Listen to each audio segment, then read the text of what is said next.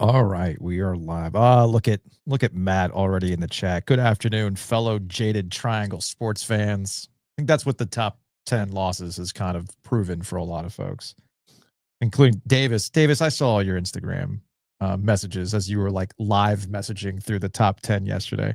Davis making the point that in the Instagram, essentially like, what are you talking about? These aren't losses. These are great wins. He's a Carolina fan, which here's the thing.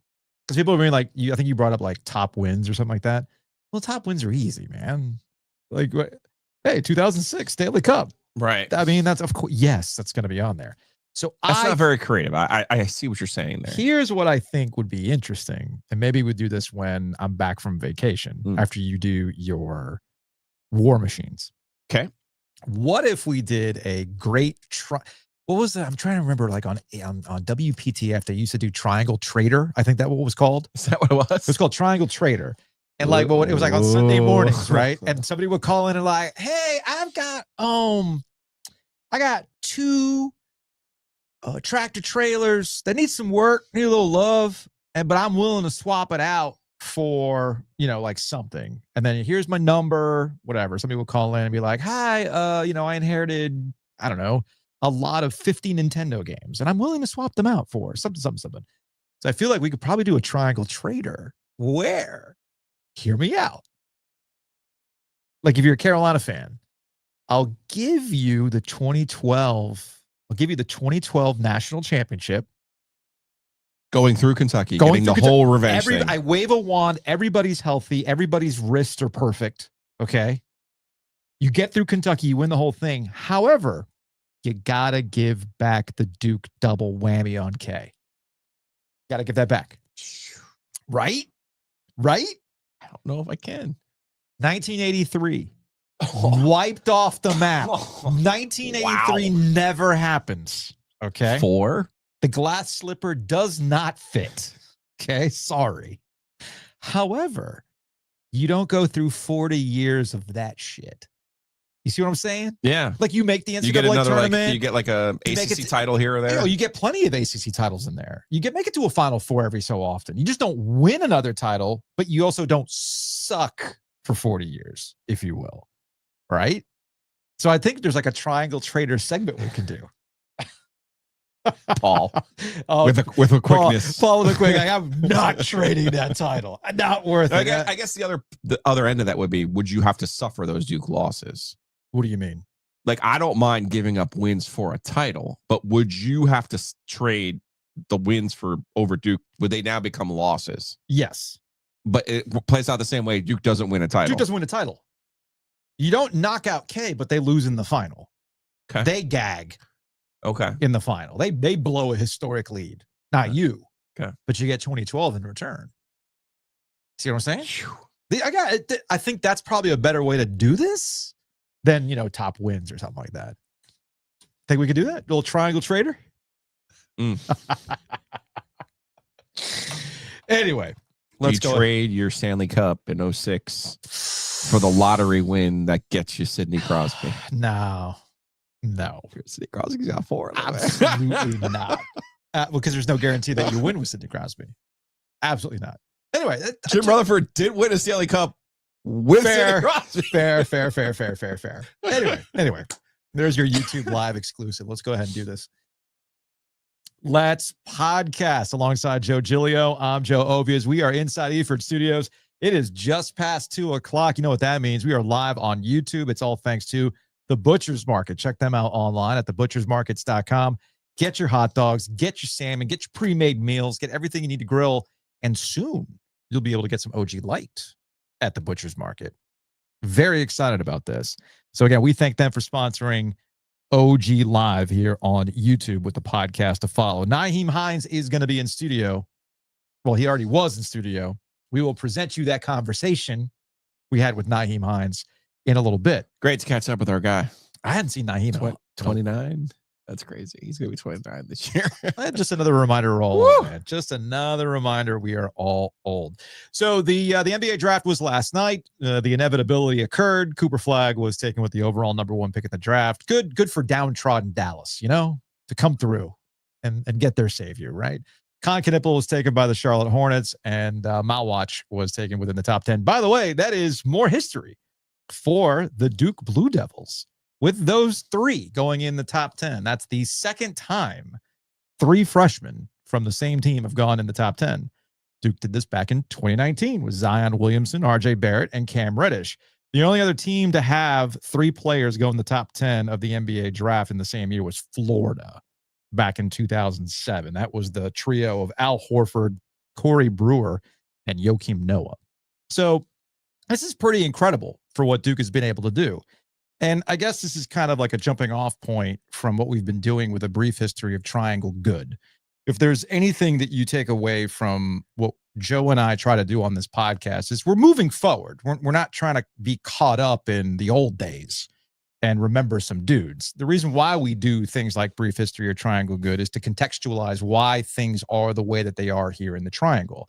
And the one thing that does bother me a lot about modern sports coverage is we act as though sports history began 5 years ago, oftentimes when we start talking about stuff. And what I think is interesting in the way that Duke has been pumping out NBA talent, let's go back just 15 years, dude. Just 50. In my mind, 15 years is not that long ago. Right. But technically it is when we talk about sports and for the new crop of people coming up and how we cover things. But if you were to tell me back in 2009, 2010, coming off of a North Carolina national championship, the Harrison Barnes recruitment flip, and where Duke was at that time, there were legitimate conversations about what the future of that program under Mike Krzyzewski was going to look like. A lot of it had to do with USA basketball, was his attention to divided. You know, has the game passed him by, so to speak, in college?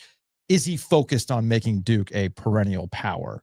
That kind of things. And there's ebbs and flows. And that is always the history of North Carolina versus Duke, which is why anytime somebody starts getting all chesty about, well, we're leaving you in the dust. Well, again, there were times where it looked like Duke was going to run away with it, only for Carolina to pull things back and take control.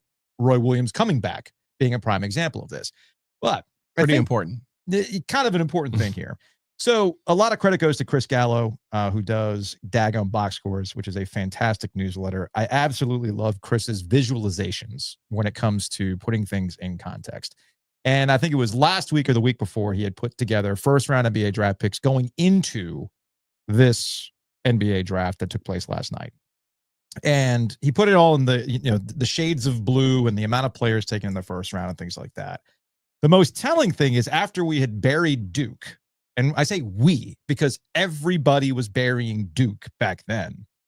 Since that, Duke has put out 28 first-round draft picks. Carolina's only put out 14 first-round draft picks. Only.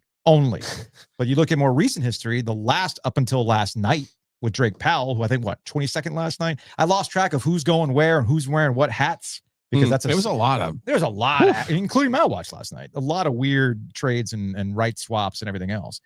Day'Ron Sharpe was the last first round pick for the Tar Heels, and that was in 21.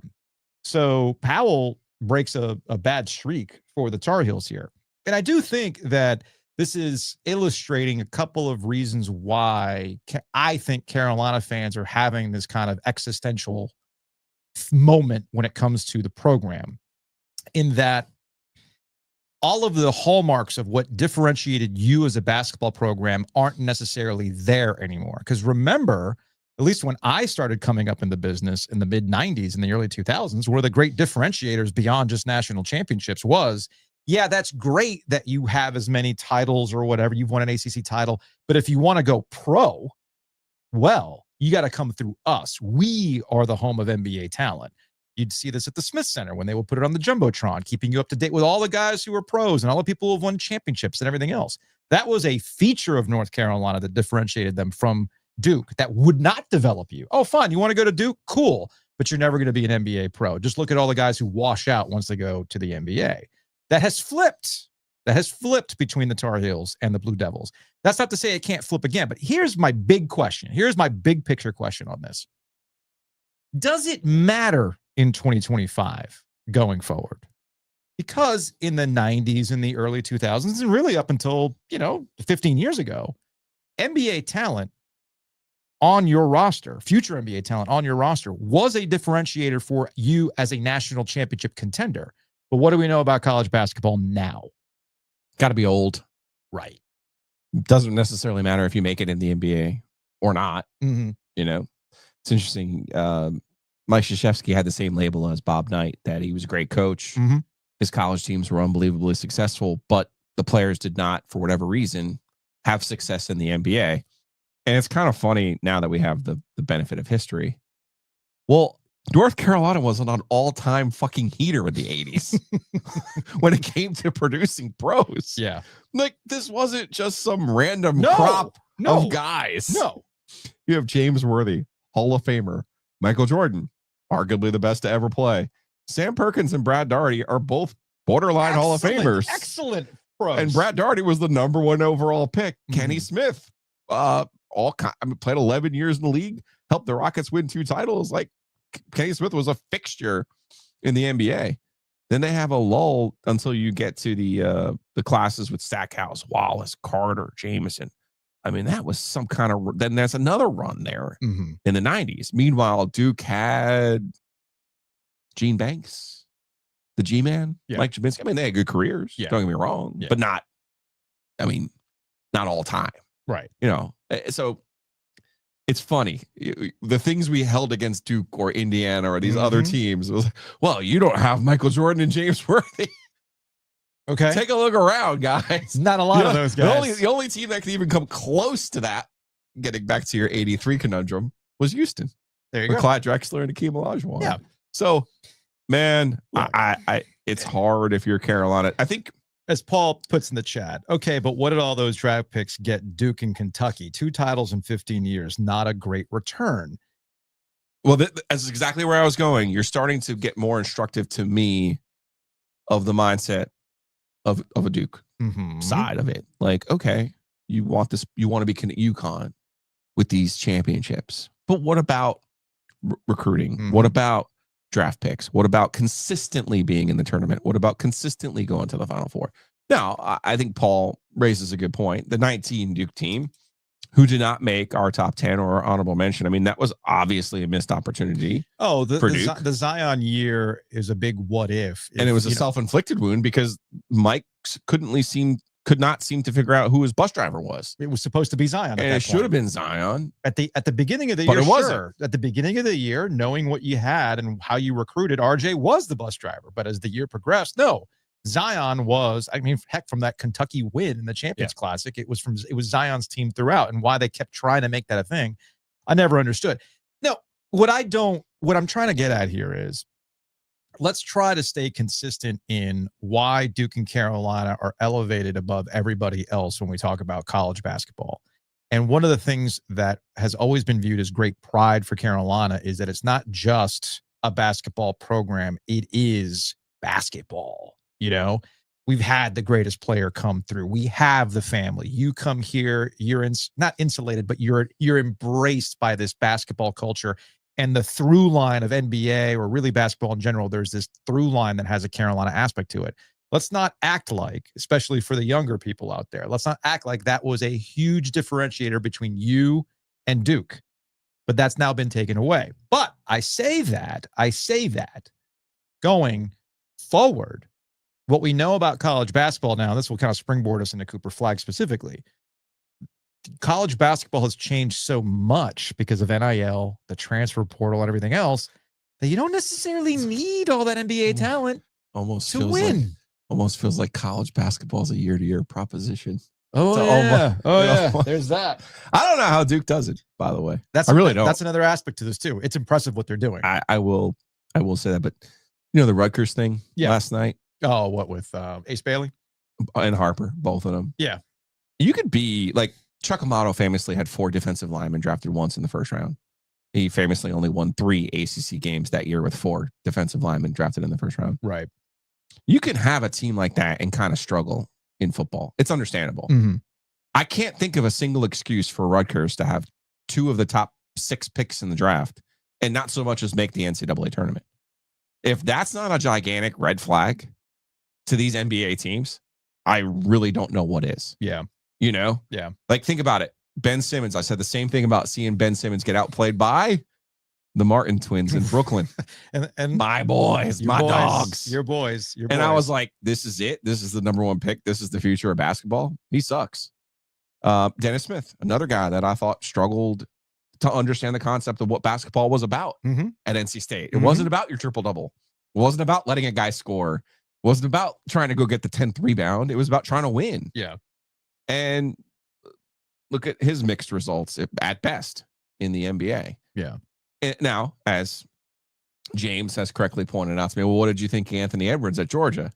I was like, well, yeah, I probably had the same take. He goes, well, he's proven you wrong then. Well, I said, but to have two of them? Yeah. To have two of them on the same team and not even like, they didn't even come close to the bubble. I know. And now part of the reason was Bailey thought he was in the NBA this year. They literally took games off. Like he rested.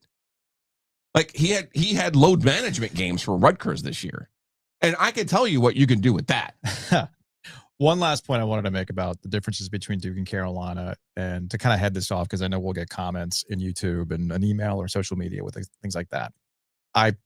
What I'm talking about is telling you and understanding that Duke and Carolina are above everybody else in the ACC. Have been. Duke still is. Duke's, okay. And the reason why Duke remains there, even if they only have won one title, and that's back in 2015, in the last 10 years, they're consistent enough on the top end. They're a Final Four contender every year, so to speak. They're in the running for the ACC. They're at the top of the standings, all that kind of stuff. They don't have these weird variances. And I think that's the part to getting back to Carolina. If you're running with that and you're also the standard, you cannot have these variances. And I think that's what isolating it specifically. Their frustration. Yeah, I mean, they went isolating it specifically for Carolina. And that's why I thought the Greg Barnes piece a couple of weeks ago, when they talked about Hubert Davis and NIL and the budgets and everything else, it was positioning Hubert Davis with what the standard at North Carolina is. Can you sit here and objectively say that North Carolina, even at the end with Roy Williams, was meeting that standard of consistency, getting guys in the NBA, maybe not winning titles, but you are college basketball. You are the center of the conversation. Has Carolina been that? No. That's what I'm getting at.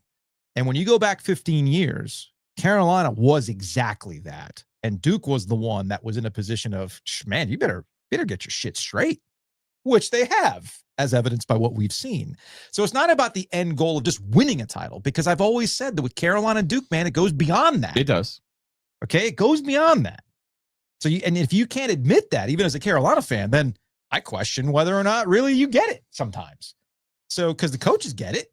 So that's the thing that I'm kind of curious about going forward. Now, specifically to where we are with the ACC, specifically to Cooper Flagg. If you're watching on YouTube, this is a list of the last 10 number one draft picks in the NBA, 2015 through 2025.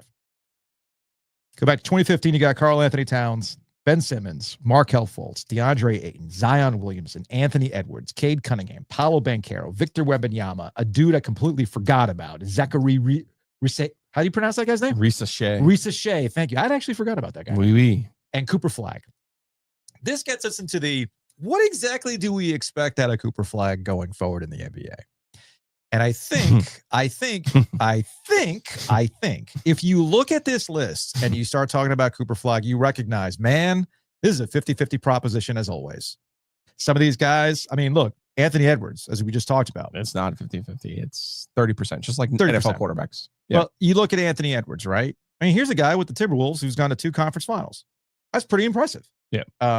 Ben Simmons, man, we've forgotten about him. Markelle Fultz, did he ever find a shot? He did, but serious mistake. Yeah, I mean, he's a blight on both Fultz and Simmons are terrible. Terrible on that. Victor Wembanyama, it remains to be seen. I think we all recognize it. No, he's the future. We recognize he is the future, but we haven't necessarily seen it yet in the same way we've seen Anthony Edwards kind of take things over, right? They soft tanked him this year. Plus, we'll go back to the list though. Oh, they soft tanked him this year because they also knew Popovich had a stroke. So that was a problem there. No, there's not a single player in the NBA you would trade Victor Wembanyama for. No. Speaking of trades, he's the best player anybody would want at this point in their careers. I look at that list and I say, again, it's NFL quarterbacks. You gave me the stat one time. I think it's a third. End up working out. Yeah. And if you look at this list, Karl Anthony Towns he's a good player. I mean, he's better than Simmons, Fultz, and Ayton for sure. Mm-hmm. Zion has been plagued by injury and overeating. Edwards is a dog. Kate Cunningham is really, really good. Paolo Banchero has gotten off to an amazing start to his career. Even an injury this year, he bounced back from. Wembanyama, as mentioned, is the number one player in the NBA.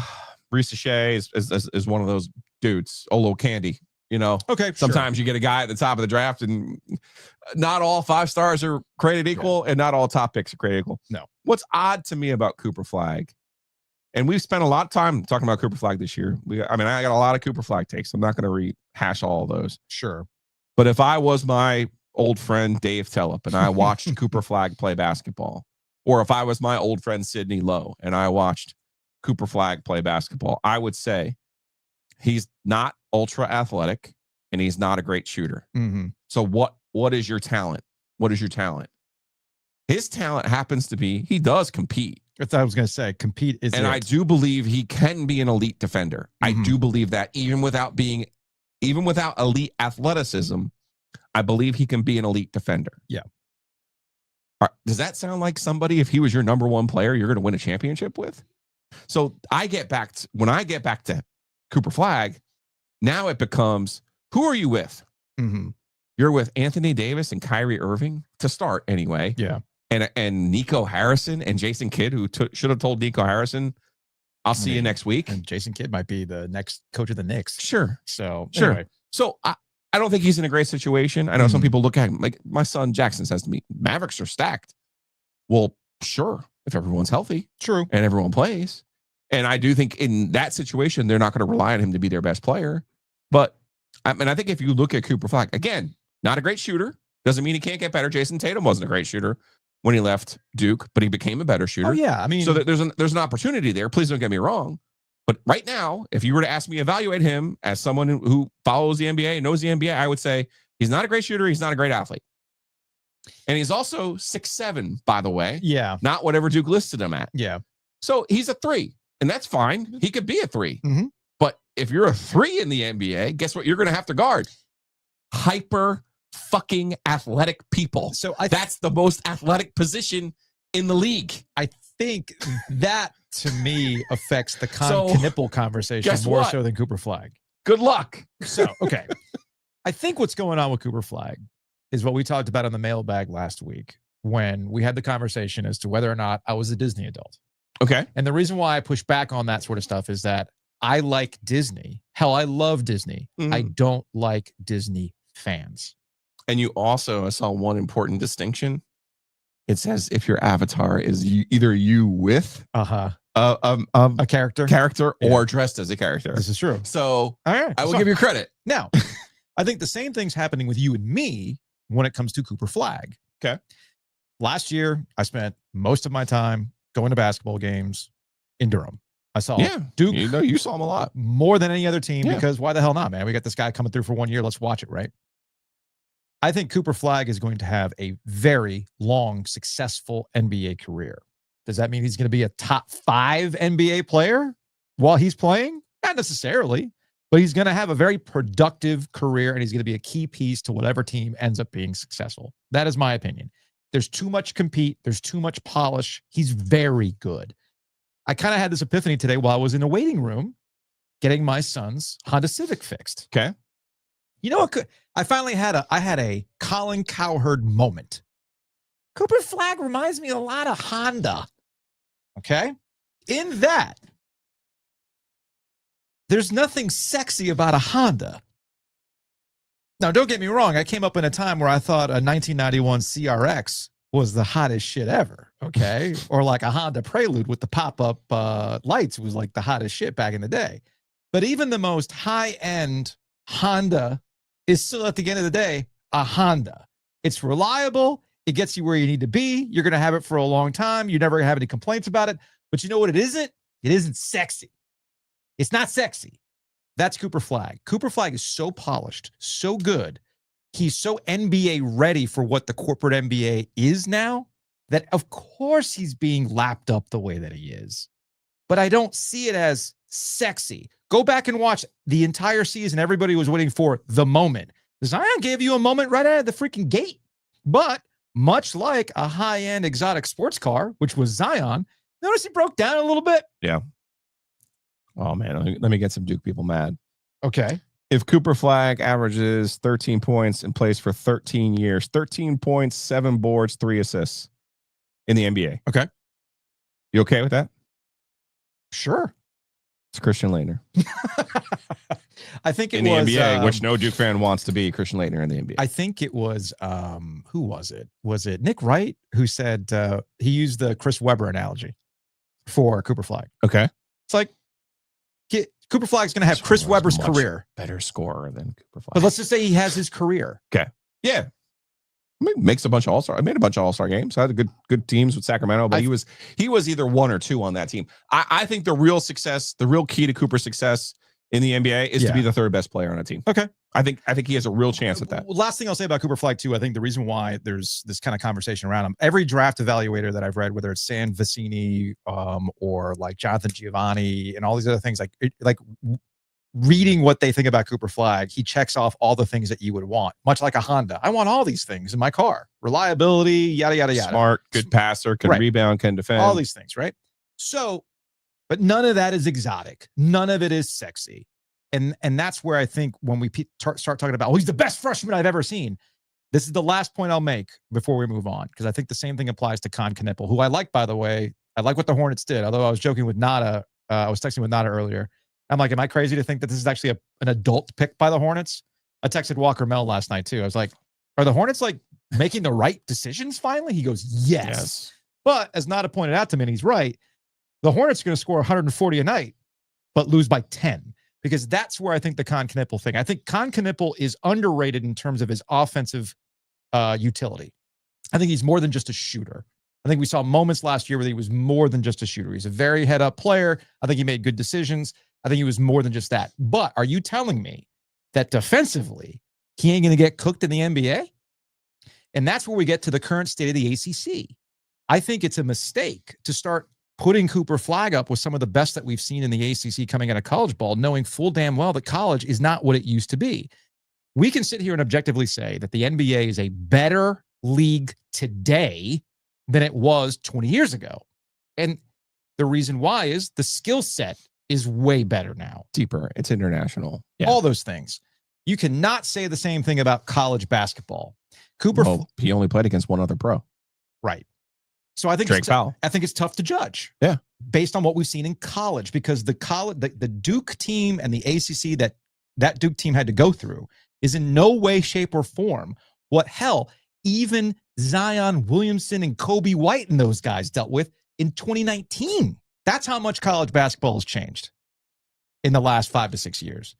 So I say all this to say, I totally get why people fall in love with Cooper Flagg in the same way that I am always going to gravitate to a Honda. You know what I mean? But it's not exotic. Anyway, I just wanted to clear all. Into your original point too. Yeah. About what wins now in college basketball. Give me the number of Houston players who eliminated Duke who were taken in the first round. Right. 0. Yeah, there's only one other ACC player taken in the first round. So to tie it back to North Carolina, hey, it's okay that things have changed and you're not putting out NBA talent. You just got to get your roster right. You got to get your roster construction right. It could be 2 different things now. Is what I would say. Oh, it's 2 different. The old formula has changed. Yeah, it's 2 totally different products.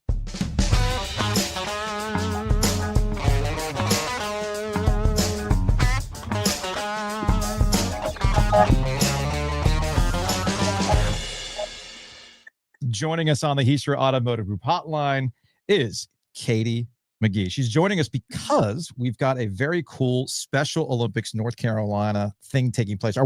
Katie, are we doing the thing where people are going off buildings again? Oh, we're doing it. Yes, they are going to be rappelling down a 19-story building on September 27th. We're very excited about it. It was offered to me, Katie, and I was like, I'm deathly afraid of heights. Like I barely like walking up to the top of the Eford Studios and looking down. Oh no. Stairs, but I did want to give you guys the opportunity to promote what you're doing. So give people an idea. What are some of the best ways that they could get involved and help you out in the Special Olympics? I believe you're down in Charlotte, right? I do. I do live in Charlotte, so I will be coming up to Raleigh for the September 27th event. But we do greatly appreciate you giving us this time, and we totally understand the fear of heights. That is, Hey, your boy's scared of everything, man. Come on, okay. I'll be the So- first to say it. So this is taking place September 27th here in downtown Raleigh, off the Pendo building, which isn't Right. too far from us here on Fayetteville Street. Mhm. And I know some people who have done this. And there is a lot of fear of heights that you have to overcome, but obviously this is to raise money for the special. How can people get involved with this? Right. So if someone's interested, they can visit our website. It's sonc.net. And they can go through our website there to sign up. Basically, you have to raise $1,000 to rappel, which seems maybe like a daunting task, but it's actually a lot easier than you think. And people get really excited to give to folks who are taking on this kind of daring endeavor by rappelling off the top of a building. And we do try to live stream it. We are planning on live streaming the rappel again this year. So folks can tune in. You can give them your time slot if you do sign up, and you can have people tune in and watch you rappel live if you do go over. So it's a really, really great and exciting fundraiser that we do. It's one of our staple fundraisers for the year, and it's really important because every dollar that is raised does go back into our programming, and it helps to support nearly 53,000 Special Olympics athletes and unified partners across the state. So it has a big impact on our programming and what we're able to provide for our athletes.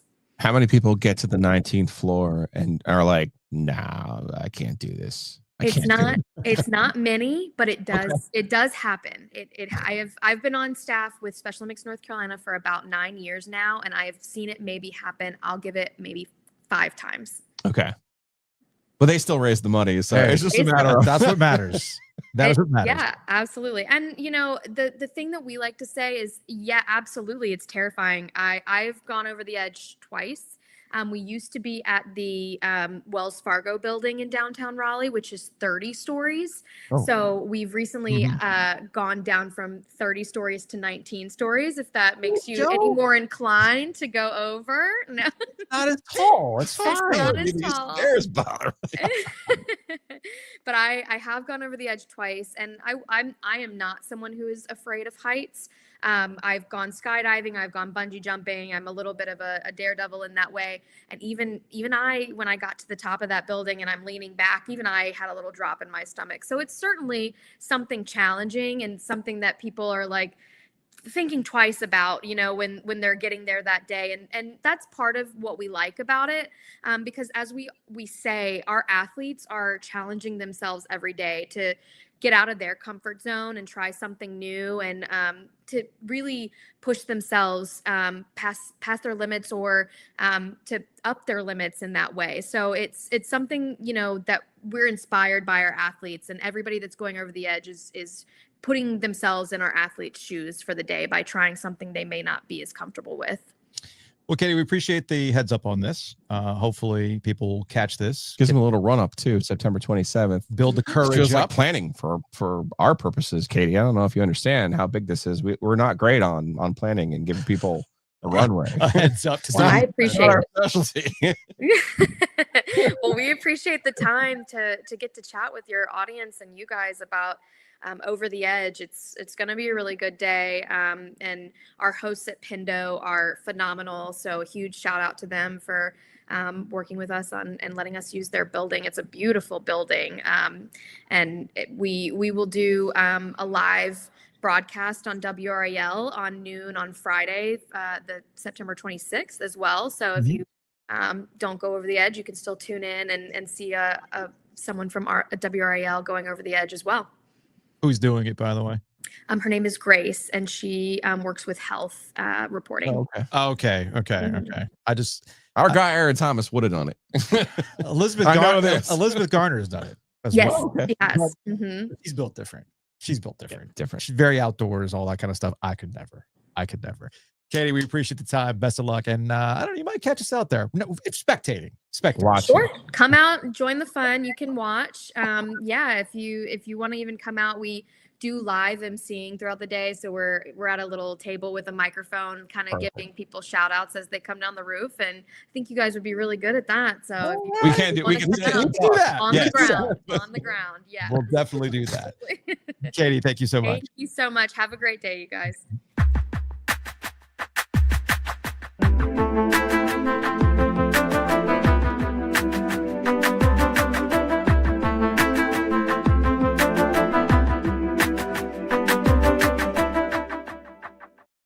Wait, you really don't like heights? Dude, my family went to the glass floor in New York. Yeah. I did not go up. See, Isn't that called Over the Edge, I think? I think it's called that too. Yeah. See, my thing is I couldn't do it. I can't do, it's a very specific fear. Like I cannot do dark water. Like if you get me out on the ocean at night, I'm going to freak out. You get me out on the ocean during the day, I'm good. Okay. Because I can see. You're a very visual person. Very visual. Is what you're saying. I got to be able to see. That's why I hate swimming in lakes. I can't see the bottom. I don't know what it could be. You like to watch scary movies too. No, I don't. No? No, that's Okay. Brownlow. Brownlow is all about scary movies. Okay. I have. I was going to say every scary movie includes a lake scene. Yeah, like I can go out to Jordan Lake as like, is there an anaconda down there? Like in the movies? I have no idea. Of course, somebody's making a joke. I got an anaconda for you. Housekeeping. It's brought to you by Enovada. You can check them out online at enovada.com. Come on, man. It was right there. Right there. If you have mess inside your mansion or trash in your cabana, get it clean with Enovana. Plastic. No, I could really use some vitamin D. I got vitamin D. The Innovanians, have they recovered from your glacial cleanup? Yeah. Okay. And by the way, thanks to everybody who's reached out. Like Yes. real quick context on the colonoscopy. Okay. Yeah. I'm 46. I should have done it last year because they've moved things up. Typically, typically the old wisdom, the old conventional wisdom was you do it when you're 50 if you don't have any previous family history of colorectal cancer, right? But they've moved it up because there's been an increase in younger men with colon cancer. Okay. We know somebody, Al Hood, who writes over at Tar Heel Blog and does stuff with the Canes as well. He younger in this situation with colon cancer. Neighbor Rick, he's my age. He was diagnosed with colon cancer 3 years ago now. So, and that came out of nowhere, right? So these are things that you should just go get it checked out now because of the increased numbers of younger men that are experiencing colon cancer. So and it's not that I was afraid of it. I was just lazy, man. I was just lazy. What's so funny? What am I missing? I say, do you think they have a curse or don't? If you'll, yeah, I mean, some people might want to curse. I know you got the sign up. No, at the Special Olympics event. That's what I'm saying. That's what I'm saying. Hey, I mean, you can't really turn me off. So yeah, I could see you. I could see you watching like, holy shit, like that sort of stuff. That might be the case. But anyway, I'm fine. I'm fine. Good. So I got a clean bill. Good. And I got my shingles vaccine. Good for you. Yeah. Good for you. Look at all this adulting. So much adulting. You know what else is adulting? Getting tickets for the Sports Podcast Festival. Get your tickets today. Go to therialto.com. SPF 25 is a promo code throughout June. We're running out of June here. I was going to say, sir. So if you want to take advantage of the savings, and it's the OG summer of savings, you go to therialto.com, you buy the Sports Podcast Festival tickets right now. SPF 25, buy one full price ticket, get that second ticket for just $30. You will enjoy us, Split Zone Duo, and Big Screen Sports. Home Field's going to be there. They got a great exclusive shirt. It's a long sleeve shirt this year. Okay. It's got like a power pig on it. I'm very excited about this. Genuine? And power pig? That's a dunce cap for you. Okay. And of course, we're going to have OG Light. So go to therialto.com. We got the OG Summer Pop-Up Shop too. I might show up in a tank top for the Sports Podcast Festival because Hayes keeps it warm at the Rialto. In the immortal words of Steve Young, can you guys do anything where the air conditioning works? Yeah. Is it a rule? It's not that the air conditioning doesn't work.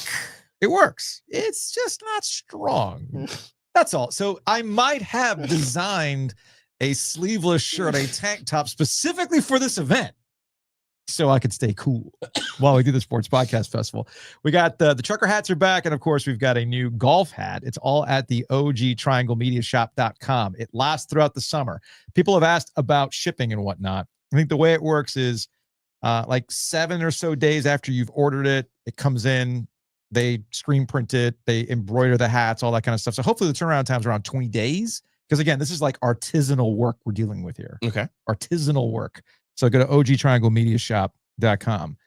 You and I are going to be at the local. Feels like the longest housekeeping of all time. Whatever. You're the dude who pulls out the calendar and we have a meeting for 15 minutes. Different. That's a meeting. Oh, sorry. Should I call this a meeting? Let's call it a meeting then. That way you'll be fine with it. We're having a meeting. Now we're comfortable. Better. We're going to be at the local. Oh, yeah. What day is that? That's on July 14th. That's when I'm back from vacation. We're going to be there that evening. MLB Raleigh's doing a home run derby event. They're going to have an exclusive MLB Raleigh hat crossover with the Canes. Whoa. So it'll be a good time. 714. I'll have an exclusive hat. It's going to be at the local. We will be recording our podcast there. Hopefully we'll be linking up with Brian Fork to get an update as to where things stand with Major League Baseball efforts here in the Triangle. Okay. You're making a face. Another thing to keep an eye on in July. Yeah. The ice cream drops. Two Roosters is about to happen. We had it yesterday. We had the preview. Yeah, for those who are wondering, who's that camera guy? That was the Two Roosters camera guy getting some action shots as we get ready to drop the flavor. Believe Jared called it Joe and Joe's salty peanut butter crunch. Was that what's called? Not a crunch because there's no nut. There's no nut in that. All I know is that it's peanut butter fudge. Maybe? It's a peanut butter base. There's peanut butter cups and there's a salted fudge sauce ripple. The salted fudge sauce ripple is what makes this thing sing. We outdid ourselves. We've done it. We outdid ourselves. Might be a remix of another flavor, but and ours goes ding, ding, ding, ding, ding. So also important, they have their ice cream truck rodeo tomorrow. Yes. 5 p.m. to 9 p.m. That is at the Greystone Baptist Church parking lot, 7509 Lead Mine Road out there in Raleigh. It is not only our friends at Two Roosters, but also our friends from the Longleaf Swine. Let's get it. They got a special mobile truck going on at this event. You can drop by Longleaf Swine in downtown Raleigh as well. You can get our beer at Longleaf Swine. You get OG Light at Longleaf Swine. And they have incredible brunch as well. Check them out online at longleafswine.com. Speaking of OG Light, we're having more meetings. Oh, okay. We will be tapping a keg of OG Light with our friends Whitaker and Hamer. Yep. Check them out online at wh.lawyer, but I believe that's 17th, right? July 17th. We will be at Shady's for a late evening 4 p kickoff. Yeah. Let's go. It's 5 o'clock somewhere. Yep. Let's do it. Yep. Check out wh.lawyer, attorneys and counselors at law. But Gilio, think of future podcast users. Why are you kicking off so late? And I would say, you're right. You're in. Good point. Good point. And of course, our friends at Keller Williams Commercial. We want to thank the Donnelly team Forever.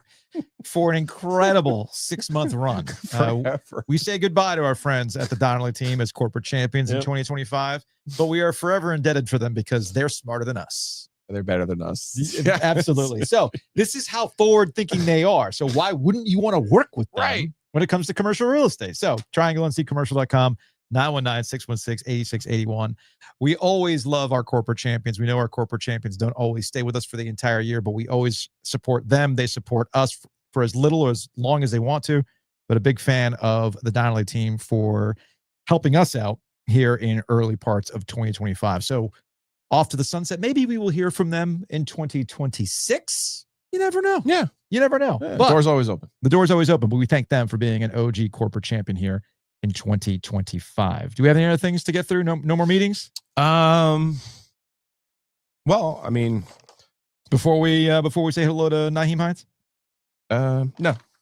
We're good? No. Okay. Just all right. Let me do this real quick. I thought you had something else, so I didn't have it ready to go. Oh, well, I mean, we are going to be at Two Roosters the week you're off. Yeah. Jared's got us. That week is going to be screwy. Okay. And thank God you're not here because it is going to be screwy. Yeah. That's going to be a Monday, Tuesday, Wednesday week. Okay. And the Tuesday will be the live show because that's the day the Roosters can have us. Got it. That works. So likely that's going to be me and Hayes Permar on Tuesday on Person Street. That's Got the it. 8th, 7-8. I cannot wait to hear Hayes critique the ice cream. Well, no, he 'Cause will Hay- spend the entirety of that. Because Hayden ass Hayes will be like, well, you should have. I know, because we're going to get on our flavor for sure. Oh, absolutely. But no, it's like, you know what I would have done? He's already started with, that's not your home base. I'm like, right. And he Okay. literally sent me a map. He literally sent me a map. And I'm like, Hayes, That's Hayes. it's your home base. I get that. Yeah, But the ice cream is amazing. Yes. So, All right. Fair enough.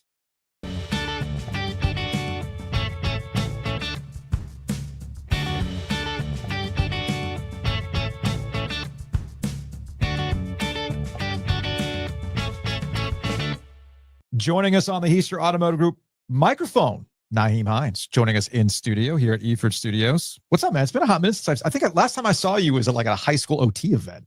When I saw you a few years ago, that was a hot minute. That was 2019, maybe Must high school OT event. Yeah, Wow, must have been. It's been a long time. You guys have been close friends. I haven't seen you guys. We've both been, navigating our avenues of life, and happy to come back and connect. Now you're here connecting because you got a football camp coming up this Saturday. Yep, I'm here all week, and got back in town training with Thayer. Saw Thayer last night, Noah Rogers. So Joe knows I like to come back home, especially I'm one of the older guys, so now all my younger guys are in the NFL now. So it's definitely cool to get back to NC State and work. You see here, I thought we were cool with our own merch. Nyheim Hines, he has his own merch. He's got his nightmare Because merch. of Joe, got to send it to Joe. Coined. Yeah, because you gave him the nightmare. You gave him the nightmare. Okay, well, we'll tell the story again. I gave you a choice. I said, do you want to be Nyheim the Dream or Nyheim the Nightmare? You said Nightmare. I said, there we go. That's what I've always been. And then ever since then, that's where you are. So real quick though, this camp that's on Saturday, you're capped out on the camp, but this is something that you're building, continuing to do. How can people get involved, even if things might be a little maxed out right now? I would say register early. I've always been really big on loyalty. So I know all the people who've been in our camps previous years, we normally just send a link out to them early to sign up first. And then after that, we normally cut it off, registration off a week before. We've had about 400 kids the last couple of years. And, it's a lot and overwhelming, but I have to give a huge shout out to my big cousin and big brother, Kevin Perry. He's the one that helped sets up all this. I really don't do much but show up and do what I want to do, which is get back to the kids and have fun. He just asked me how I want the shirt to look. And we really have 2 camps in one day, because even at Garner High School, any person who's been there, we have the younger kids on the top practice field, and then we'll have the older kids down on the game field. So it's really hard for me to be 2 places at once. So we normally have somebody up there running everything. So it's been really good to have a team do that and give back to the community. I always go out there. And even after the event's over, I stay out there normally an hour and a half, 2 hours signing. I make sure every kid gets a picture. And every kid has something signed, because that's what's important to me. It's not really about making myself look good. So how are you on this journey back to playing? It's been fun. Wait, we have the number 7 behind him. It's almost like we did it on purpose. It was like you were manifesting me. I know. You were manifesting me. And the picture behind me right here. Yeah, like where do we want to start with this? Famously. Yeah, where do we want to start? He was there for you. Wasn't he? Yeah, if Well, you're, Jay Sam? yeah, if I you're- guess, because he said he couldn't draft Chubb, so I guess he was looking at myself and J Sam. But he shocked the world. He always does something shocking. They took Sonny Michel in the first round. And even talking to him, he has a really distinctive voice. He's talking to me, and he's like, I just hear his voice like, Hines, I want you to run this route. And he never shows what he wants to do. He made me run the most simplest routes. So now who we're talking about is Bill Belichick. If you watch on YouTube, there's this very amusing photo now, given the circumstances, with Dave Dorn and Bill Belichick. This was at an NC State Pro Day. You were there, and he's just asking you to do basic shit. Yeah. He's like, run a flat route and run a check route. No option route, nothing to see me really be, I guess, where I'm at. Like, I'm really good at option routes and making people miss. Yeah. I think he probably just wanted to see me how I moved and how I caught the ball. If I caught with my hands or my body catcher, but he always has a method to his madness. Fair. So. How do you think it ends over there with him? Carolina? Yeah. How do you think it goes? BTA. Yeah. NC State. You know who I'm riding with? No, I know that, but I'm saying, how do you think he'll do on the college level? I think he'll be fine. I Okay. mean, you know what? I say all these things. I hate Carolina, but I also respect them. Sure. This is like anything. Yeah. Them getting him was a big move. It's a big move because one, obviously with all the social media NIL, now you got a guy who has the resume of that, and nobody can argue that. I guess to drill it down a little bit more, Joe and I can sit here and say, yeah, man, college kids are different than pros. I mean, let's think about you in college with your coaching staff versus you as a pro around other pros and professional coaches. This is more of an adjustment for him than it is for the players. Maybe, but maybe not so. Okay, how so? Because it's the pedigree of it. Like, think about it. When I was at Ohio State, like, did I like Ohio State? Yeah. But I was like, oh my God. When I saw Urban Meyer in person, Fair. I'm starstruck. And Urban Meyer was that dude. And Yeah. he's won more championships than anybody. Yeah. So it's like even that mystique about him. It's a guy where he could really say, hey, you can come here and go get $1 million, or you can come and I can prepare you to win Super Bowls, or prepare you to be the best pro you can be. And Okay. not many people can argue that. All right, That holds value too, because we all still want to go to the league, and if we want to make $1 million. I'm going to drill down even further on that. But I'm glad you brought that up, because aren't all these college programs pumping out pros? You mentioned Ohio State. They're pumping out pros. Georgia's pumping out pros. Alabama's pumping out pros. Absolutely. How's that any different? Well, I think this is like, honestly, for them in the state of North Carolina, like we're not in Ohio State. Like, I guess like places like, because even nationally they'll say NC State, Duke, Carolina, especially football. Jordan's put out pros. Isn't the first tier. They would say Clemson. Yeah. So even for Carolina in the state of North Carolina, having that person in this state with all these athletes is really advantageous to them. Now as NC State, we have to go out there and match that energy, because we have to go out there and beat them. And now they have an extra kind of advantage right now until we can neutralize it. So you're a New England guy, though. I did grow up a fan. Them and the Panthers. My mom's from New York, so it was the Giants or the Patriots, and then I like the Panthers. So that makes sense. So how weird is it? A, he's there at camp. And then, of course, one of your most iconic performances happens against the New England Patriots when you take not one, but 2 touchdowns back. Come on. I mean, you can't script it any better than that, right? You can't script it any better than that. And I was telling you guys this earlier. It's crazy. Like, it's crazy that my best 2 games, probably especially return wise, is against the 2 teams I grew up against. The 2 punt returns against the Panthers. Yes. Yeah, with the Colts. I feel like people don't talk about that enough. Like, I'm the only person in NFL history to do that. Really? Like, to return 2 punts in the game. Yeah. And 2 kickoffs. Nobody else in this world has done that. Yeah. I'm the first person. I feel like, maybe I need a publicist or something. Yeah. Like, how is that not talked about? How is that not talked about more? Nightmare. I'm failing you over here. And you've seen me do it even the high school level. Like every place I've been, I've taken 2 backs to the game, or like had Pittsburgh, we had the 80-yard touchdown. Heinz Field. Then 3 and out, a 90-yard punt return. It's like, how am I the first person to do something and like we ain't talking about it? If it was somebody else in the NFL, they'd be like, it'd be published everywhere. So like, hey, just like Trip Tracy got Paul Maurice a job. GMs, give our guy a call. Give the agent a call. Come on, man. Let's go. Hook him up. Athletes talk about often being in the zone. I've got to imagine that opening kickoff, and for context purposes, it's, Damar Hamlin comes back. He died on a football field. Your teammate died, was brought back to life, and you guys go through that season, and he comes back, first game back. You guys are playing the Patriots. You're at home in Buffalo. You take the opening kickoff, 96 yards, with him up in the suite. It was very emotional. I got to imagine, like, you didn't hear sound. Maybe you didn't see anything. Like, what was, just take us through that kickoff. I saw a lot. I saw opening. Okay. So, here's something I never said publicly. So here's some free game for you. That look that I have in that opening return, if you go back to the Thursday night game, we played them 3-4 weeks prior. Mm-hmm. And that Thursday night game, I had the same exact look, except the Pro Bowler, Schooler, he tackled me. He tripped me up. But I had the same exact look. So we're pros. If you get the same look again, you can take advantage. I had a middle return, bounced it out. You take advantage of it. And honestly, as far as sound and things, I did hear it once I ran through the end zone, but it was really cool just kind of getting to like the 50. And I look up at the Jumbotron and I'm like, oh, I'm gone. And the craziest thing about it is, I was new there. So I think kind of helped me get into it. I got traded there. It was honestly Buffalo's offense, New York Giants offense. The offense is a very complicated offense. It's a really good offense, but when you're first getting there, you have to learn it. And sometimes it takes you really a full year to learn it. So some of my opportunities on offense weren't because of like, I just wasn't good enough. It was just because, every person there has to learn how to get through the playbook. So that was a really good way to help me help this team. And, everywhere I've been, I've tried to just be a spark plug. And I feel like everywhere I've been, I've always successfully did that. So I was happy just to have the opportunity to be on a new team and still be able to feel like I'm contributing to this team, even though, I'm still new there and learning Buffalo, learning the playbook, learning Josh and my coaches and my peers. But you say you made big plays in college, which you did. When you do that in the NFL there were so many eyeballs on that game at the end of the regular season in 2023. That had to be, your phone must have been something else that night.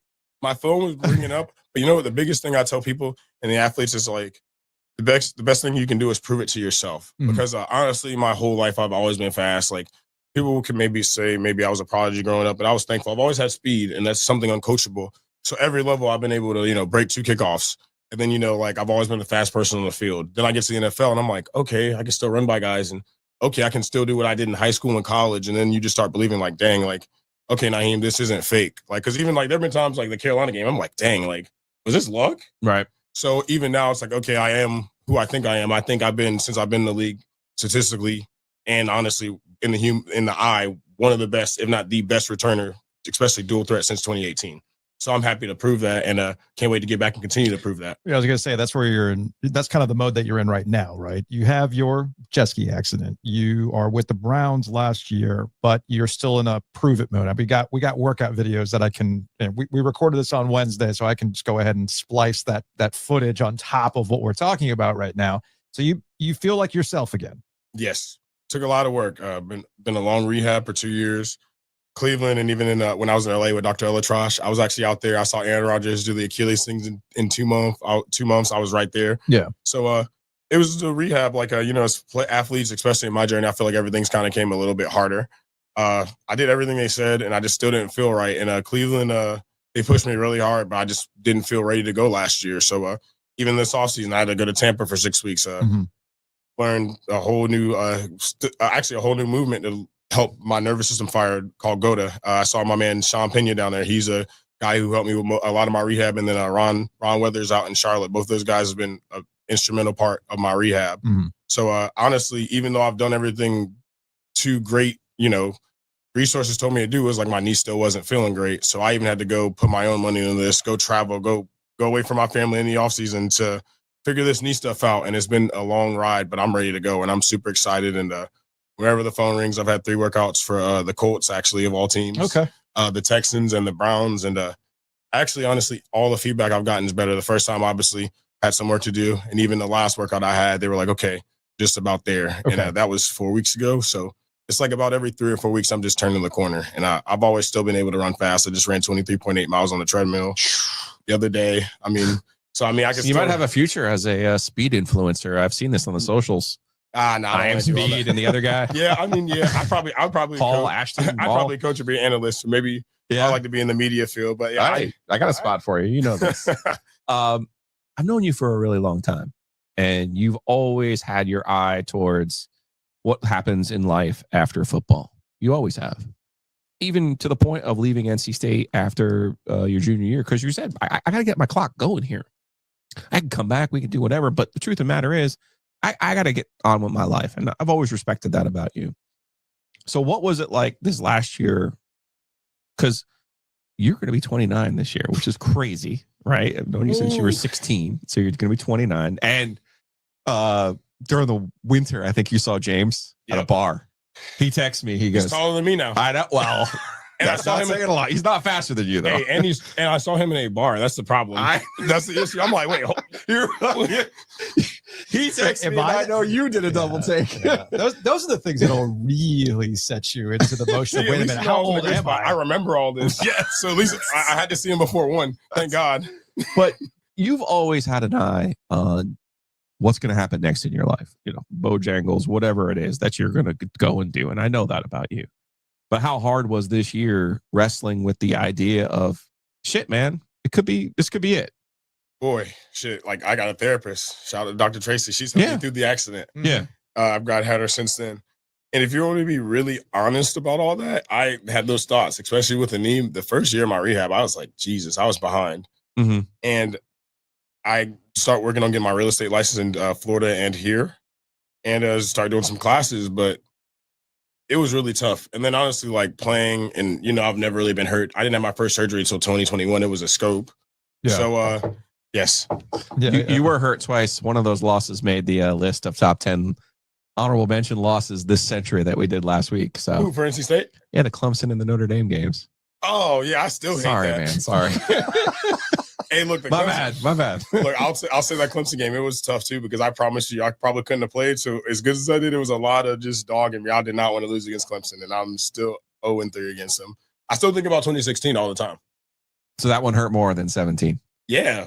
Interesting. 17, but 17 was a legal procedure penalty, which sucked. Yeah. But the 16 doesn't matter. We just got one play. That's just one play, and then the overtime. Does it ever leave you? No, Doesn't no. ever leave you. I mean, that's the proof. If you need further proof about this entire concept and engine, yeah. I don't like Carolina, but I literally hate the color orange too. Like Clemson, I have so much PTSD there. Well, that's and it was. And I thought about going. I really wanted to go to Clemson. I was gonna say, let me rub a little salt in the wound. I know the story. Can I tell the story? Yes. He's down at camp at Clemson. Yeah. Ray McLeod's at camp at Clemson, and they said they pull him. I think they pulled you to a room or pulled you to the side and said, "Hey, we're offering you a scholarship right now, but you need to take it." And he was like, "Man, I need like a second to think about it." Let me think. Wouldn't let him think about it. We weren't at the camp though. Okay, We weren't at the camp, and I didn't know the Ray thing until after it all happened. but like once he said, "I need to think about it," like the next whatever. It was the summer of my junior year, so like I ran track, so Yeah. I hadn't went to Georgia, I had went to Florida, I had yet to go to Ohio State. And I'm like, I can't commit right now. So like they wanted me or Ray, which is on. Like I feel that. Yeah. So then even they texted me like my senior year, were like, "Hey, we thought he had these spots or blase," because they did have a lot of guys fill up, and like that's a great program, and I really like Coach Sweeney. So at least they were honest, and they were like, "Hey, look, we got like this amount of scholarships, like we already are here." So like that's cool. And then some guys decommit and things like that. So they hit me up, and I was like, you know what, it's fine. Like I already have like my schools, but like nothing wrong on them. Like Ray's a good player too. He's in the NFL too. So it's like if they got 30 scholarships. And they got 3 left or 4. They probably had 5 less at that point because, especially Clemson guys commit early. Yeah. Mm-hmm. So I honestly don't fault them for it, but just know they always got my best. So, and I like that. And I actually remember talking to Coach Sweeney my junior year. And I was thinking about leaving early, like trying to stay healthy. And he goes, "What would I have to do to get you to leave this year?" I said, "Man, if you can just let me get one more kick like the one 2 years ago, I promise you I'll leave." Yes. Well, that's when I think you probably got yourself drafted. The kickoff return against them, you outrun that team. It's like, yeah, guess what? You know what? Just even sometimes I wish I had more opportunity to showcase some of my ability. I feel like the Lord's always given me the opportunity just to, sometimes like you can say Nyheim wasn't utilized or all these things. I've always had those splashes because, sometimes with the type of player I am, maybe I don't fit in the game plan that week or how things work. But I'm just thankful that like I've always had a chance if it's on returns or any way to make a play. And I'm still like that now, no matter what it is. If it's offense, special teams, even if I got to go out there and tackle somebody, I'm going to make a play. How do you think your return skill on kickoffs now fits in with the new rules? You didn't get a chance to play this year with the new rules. I actually think it could be better for me. Better. Yeah. It favors running backs more. One thing I see with the kickoff return rule right now is that each team does the blocking different and they're 5 yards apart from each other. So if you have a guy, let's say, what are they on 30? If you have a guy dropping back, even if he drops to 25, they can't move until we catch the ball. So he's holding a block for 3 or 4 seconds. And realistically speaking, it's going to take us 3 or 4 seconds to get there. Right. So there's going to be people free. And honestly, you have to run through an arm tackle. So this is one of those things where it's kind of like inside zone. You're going to have to see a hole, hit it. And I do that anyway. Just see a hole, hit it as hard as you can, and pray nobody just hits you in the chest. That's what I do. That's why I did the second return in Buffalo. Yeah. I just saw a hole and hit it and just pray I was going to bounce off somebody. You just got to be fearless and just pray that you don't get hit. And then when you do get hit, you got to just pick yourself up. I was saying those punts. Oh, punts are way harder. They ain't for soft people. Oh, yeah, no, punts are way harder. I tell people that. Yeah, I was going to say. They'll screw loose over there. I'm not, I was never built to play football straight up. I'm okay with admitting that. And if I was actually in better shape, maybe I could have played baseball a little bit longer. It is what it is. Football's fun, man. As long as you get over the hit, because football is a gladiator sport. It's like it sucks because of the physicality of it, but there's nothing like making a play or scoring a touchdown and hearing the crowd.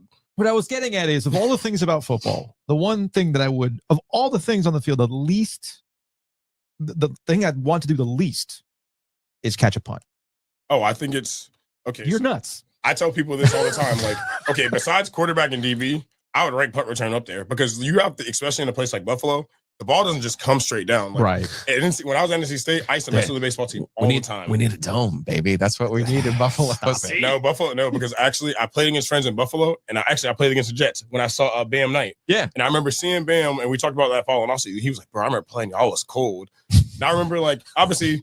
You're used to it. I was like, dang, it was cold that day. It was like 29 and raining, but I'm like, we played in a -17 game. So it was like, right then and there was like, oh, this is why Buffalo, because that was a regular game for me. And it's an event. You just mentioned. Look at all I that didn't even wear maturity. sleeves. I was like, oh. And you're sitting here mentioning that fielding a punt in Buffalo with the wind and the cold and everything else, there's a little bit more skill involved with something just straight up dropping down to you. Yes, because even pop flies, they go higher, but they drop straight down. The ball, if it's the right right-footed punter, if it turns over, it's going to spin one way. If it doesn't turn over, it's going the opposite way. Yeah. Sometimes it can go sideways and not turn either way. Yeah. Left-footed punter, you got to take everything you know about right-footed punter and reverse that. And in Buffalo, even on a good day, you're going to have maybe at least a 5-mile-an-hour wind. Bad day could be 20. I played in a 50-mile-an-hour like gust of wind.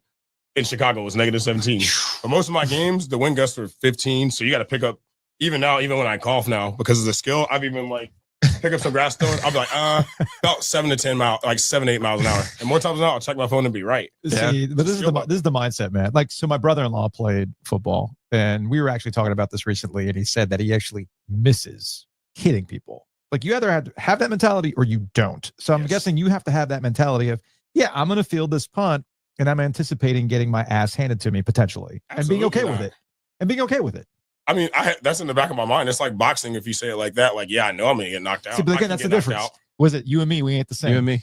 But it's like, yeah, it's like boxing. Like, you know, like Floyd Mayweather knew he could get knocked out. He knew, yeah. But like, I was like that when we were punting. Like, you better have somebody right here in front of me to fair catch it, because if not, you messed up. Yeah. Now, if I make one person miss and I can get north and south, yeah, you have a bigger problem than me risking my life out there. So that's why I always thought about it, is I'll just look down and make sure I'm smart about it. And I always try to save for the field position too. Yeah. Like those punts in Buffalo, I'd run up and slide and catch them and make sure that, because I always try to win every aspect of the game. And that's one way I think I've been one of the better. That's what makes me a great returner too. Saving the field position, fair catching those tough balls, especially in Buffalo. Mm-hmm. So I think just all of that in the game just makes me a great player, especially in that aspect. And one of the best. That'll be the first thing I'm going to try to do. They owe me a couple of Pro Bowls and all pros. I just like to return kicks in week 15 after everything's off. So I want to do that early this year. Fair enough. Well, you've known for a long time, and I remember talking to your dad, Darren, after your second year at NC State. You know, you came in from Garner, unbelievable prep career at Garner. Speaks for itself. But you come in, they want you to play receiver. You're kind of, doing some stuff. And I remember I talked to your dad, and I said, he's got one job when he plays running back. You got to make the first guy miss. He's not blocked. There's going to be one guy who's not blocked. You got to make that guy miss. So that's always been your mentality, to make that first guy miss. And obviously that's translated well and helped you throughout your career. And when you got hurt, I texted you and I said, I have faith in you. And I know if anybody can come back, I know it's you. I know it's been a long run here for you. I know that, but I still have faith in you. And I know there's a lot of people obviously in Garner who've got confidence in you as well. I'm excited about what's to come. And, you said everybody's like, if anybody can do it, Nyheim, it could be you. You know what? I thought about that a lot, because how many people probably said that to me, and eventually I was even mad. Like, I had to lean on my faith a lot. I was like, why is everybody telling me that? I'm tired of being like that tough soldier. But I guess this is shaping me. There's a lot of kids in Raleigh who maybe have not seen what I've been able to accomplish, or get to that second contract and even now a third. So I'm doing it for a lot of people at home. I think about that even when I was playing. Like, there's so many kids, even Bryce Loves has injuries. Keith Marshall, like Marcus Marshall was a really good player who just really kind of got lost in the cards. I talked to all these guys about this, and for whatever reason, I'm still here. Yeah. So I really think about all those guys and how I can keep going. I think about that every day now, to come back, and this story is far from over, because people can say whatever they want, like the jet ski accident or whatever ended my career, but that pen is in my hand, and I can decide that. So that's really what I've been doing, is doing everything I can. So no matter how this goes, I'll be ready to go. I kind of don't want you to go to Cleveland, just because I'm, just me speaking here. But then there's part of me that's like, man, we would have weekly updates from Nyheim about that quarterback room. Oh, I wish Cleveland. I was there right now. I'm a Dion fan. Like, I iced up because of my mom liked Dion. Yeah, 21. My mom loved Dion. Oh, man, I even text my friends. I'm like, bro, I wish I was there right now. I wish I could have met your door. Like, even my mom watches their stuff, so I've watched a lot of their life, and I've always respected Dion as a father, as an athlete. Yeah. Not my style of how he marketed himself, but hey, it works. But I wish I was there right now. And, who's got the crazier quarterback room, Cleveland or the Giants? Man, Jameis is that dude. I actually was training with Jameis, man. Jameis, Tommy DeVito seems like a cool guy. Jackson Dart looks like a bro. Yeah. Jackson Dart, his personality is so Josh Allen to me. Josh is such a bro. Like, he's a dude. Like, I bet Jackson's a really cool dude to hang out with. Like, he's probably a really cool guy. I will say Jameis is, Jameis is probably one of the only people in my life, or even in the league, that you meet, and he's everything you think he is. Lives up to the hype. He lives up to the hype, bro. He's so funny. He's so good. Especially anything, especially when I was rehabbing, he'd see me in there, because he's in there early. I used to be in there with Chubb at like 6 a.m. I'd be like, yeah, and I got to get my knee right. He's like, no, when your knee is right. He's real positive. The speeches, I'll never forget my first game in Cleveland because I'm not even playing either. So like I remember like we're huddling up, I'm pregame, we're playing somebody. I just see us all huddle up and I see Jameis. And like as you get older, the one thing like I don't think I did when I was in Garner or like NC State is like appreciate the present. Cause I always was like, there was like the Jack Brick game. Like I had 7 touchdowns, like 450 yards in one game. And I'm like, oh, whatever. We got Middle Creek. I barely watched the film of that game. I didn't even watch the film of that game, so I put my highlight tape together. Yeah. So like, cause I made my highlight tape. So I just was like, this is a one time, like even as I got older to appreciate the moment. So we huddle up and Jameis is there and he starts giving like, you know, the Browns and the dog thing. And I'm like, wait, hold on. This is an Instagram moment. So I'm about to go see this on my phone. I just saw the cameras. I'm like, oh, let me get my tiptoes because you know I'm short. And I just remember like being in that moment. And then even in the locker room, like any team that has Jameis in the locker room is going to be a better team. Like the prayers, the everyday, like never an off day with him. He's always funny and always very detailed. And he always tells in the huddle, it's so funny. He'll tell you so. It's like a secret. He'll be like, bump to bounce right. 2 jets.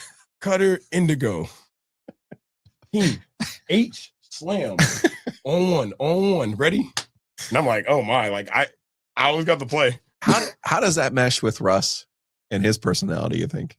I wish I knew Russ more. Naya knows him really well because, you know, Kendall was in Denver. So Kendall knows, like Naya and Kendall used to go to dinner with Russ and Sierra. I was jealous. I'm not gonna lie. Okay. Geez, okay. Russ is Kendall cool. Hinton? Yes. Okay. They actually, shout out to Naya. She proposed. Well, he proposed in Greece like 2 weeks ago. Oh, awesome. Yes. So Naya's actually engaged now. The better of the Hines twins. We all know this. Their kids are going to be crazy. Oh my gosh. I need to find me an athlete. I need to find an athlete. And Naya's kids are going to be walking on mine. Oh, they're going to be dogs. Your dad always said she was the better athlete, the better runner, the better track runner. So hey, but it's just like poor. I got to make sure I send her that part. Poor Russ though, man. Now he's back. Yeah, now he's back in this business with the collusion story that came out, and like him getting a text like, you know, you should have gotten a better contract. I mean, Russ is. Life is hitting rough. Are you starting to feel sympathetic for our guy? What Steve Logan always used to say, football ends badly. Yes, and for somebody like Russell Wilson, who has always had the mindset that he's never going to fail, he's finding out real quick that football ain't going to love him back here. And that's what's happening right now. I said that. I have a friend who's writing a book, and I told him to use these exact words. This game is going to be like a bad breakup, and you're not going to control it. I only probably know 1 or 2 people, and all the people I play with, who left how they wanted to leave. Like it even like think about all the kids you played in high school and college. It ends how you don't want it to end. It's going to be an ugly breakup. Let's take all the Aaron Rodgers BS out of the equation. It's difficult to do, but if you asked Aaron Rodgers 5 years ago, how do you envision the end of your career? Do you think he's going, yeah, man, so I'm going to do this thing where I'm in New York and now I have to like wait until the last minute to take this deal with Pittsburgh and I have to announce to be like, yeah, man, this is it. Like he wasn't expecting that 5 years ago. Because that's, again, but to your point, like I was joking about the punts, you can't think like that. You can't, because as soon as you do, it's over. Yep. And even I'll say this about Russ. I've always had a lot of respect for Russ. Even he left NC State, but I can really say this about Russ. And like, let's think about all the players we can say this about. Sure. I feel like Russ has literally exceeded every expectation placed on him. Oh, without a doubt. And like his ceiling is way higher than anybody else put on him. And I think now he's just going to see how far he can go. And he has experience. And I will say, he throws a really pretty deep ball. So if he can connect on a few of those. Yeah, but it's not sympathy in that situation. Is that it's one of those things where, much like your mindset, I'm getting back out there. All these types of things. Russ is the same guy that in a previous life with a previous ad agency was like, no, I'm better than this car manufacturer. Right. I'm going to represent this car manufacturer. Yeah, and he ended up doing it. And as you get older too, you have to know where you are and be more real with yourself because you're not as young. So now we have to rely on our smarts, our agent, and putting yourself in the right position. So like you are right about that. But even as you get older, even me, I have to navigate myself too. Like I am coming off injury, or even if I wasn't, I'm not going to do the things I did my first year in the league. I was 21 years old. Like that just is what it is. But it doesn't mean you're still not good. Yeah. It doesn't still mean he can't be serviceable or even maybe have a Pro Bowl year, but he has to win the job out there. And honestly, it's harder. These quarterbacks. You have a McAfee story for us? Pat McAfee. Oh, not one that I can share for the air. But Pat's. You were teammates, right? No, I was not teammates. Oh, yeah, I was teammates with Vinatieri. And because Adam Vinatieri was one of my big bros, I met Pat and Pac-Man Jones through that. Okay. Like now that's a pair. West Virginia. No, I know, but just say it. Like Vinatieri, man, I will say, like in Indy, Indy is a great organization. Even I know Irsay passed away. RIP to him. RIP to Big Man. His daughters are great. That organization is great. And one thing you'll say about that is like they have that NC State atmosphere, that college atmosphere where like even Reggie Wayne's coaching there. People go back there. And that's one thing about Indy I can always say. They always have had a great organization. Everybody comes back there. And also too in this league that has a lot of turnover, they keep a lot of people there. Like actually I went back and honestly I knew other than the coaching staff, everybody else was the same. The front office, the cook, even the cooks, janitors. So that's a special place. NC State's like that too. Yeah. Well, thanks for coming through, man. Yeah. Always good to catch up. Good conversation. Next time we chat with you, I am curious what life would have been like if NIL were a thing when you were at NC State. Oh man, would I went to NC State? Good question. Would you have stayed? Probably. I would have been smart. I would see if I was in the NFL, knowing if I had the NIL thing. Yeah, I mean, come on, you're slinging Bojangles at that point. I would definitely try to get Bojangles, but I would have got some properties. I would have just tried to, instead of getting a bunch of money, I would try to get like 2 or 3 properties because even like when I was in college, now think about like where the station is or so many places or North Hills or anything. If you got one of those things in 2015 when we were coming out for $400K, those things in certain areas are $800K now. Yeah. The one thing they're not making more of is land. Yeah, I would have definitely tried to find a way to get some land. See that? Always been smarter than me. Or I would have like had to buy me a house and take less money. Buy me a house so like when I'm done playing here, I own the house. Yeah, the house. And I can double my profit the whole time I'm here. I would have tried to do something like that. This is why we're in a studio, just trying to. I would have got a new car. I would have got a nice car though. I would have been riding around Raleigh with a Mercedes or a nice BMW. I definitely would have got me a Mario Williams style. Oh yeah, in the Lambo. I would have been just like like Texas. I would have been one of the Texas kids. I would have tried to get me a Lambo. I'm not even gonna lie to you. Any kid who can get a Lambo who doesn't, I feel bad for them. Nyheim, hey man, great conversation as always, man. And best of luck this summer. Hopefully, we'll be talking about you on a squad. Sir, thank you guys for having me.